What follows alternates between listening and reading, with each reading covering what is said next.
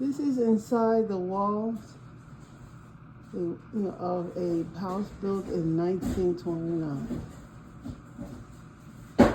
This screw is actually, I don't know where this screw's from. It's probably what holds the outside shingles to the inside. Just to give you an idea. I just feel like we were living in a log cabin. The house looks beautiful on the outside, but inside there's no insulation. It's like, oh my gosh, look at this. That changes today. Yeah, that changes today. Oh my gosh. Like, seriously? This is the floorboard.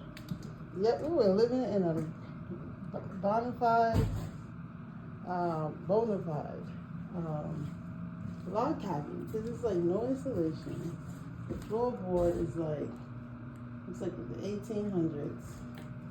This is plaster. You know, so this is what the inside of an old building looks like. Day 4 of kitchen renovation. What do you think, Andrew? It's good. I like it. Oh yes, for the first time we can see the kitchen because we got recessed lights and we didn't really have an electrical system.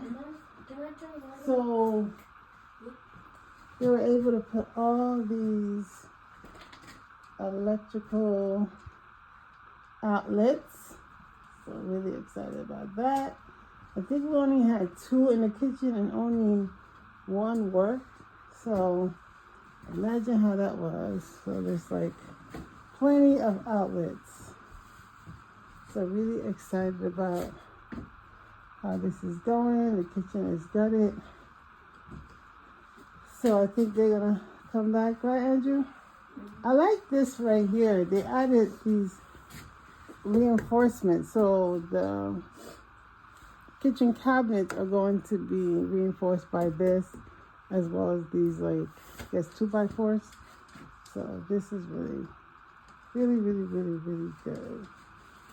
Really excited about having multiple outlets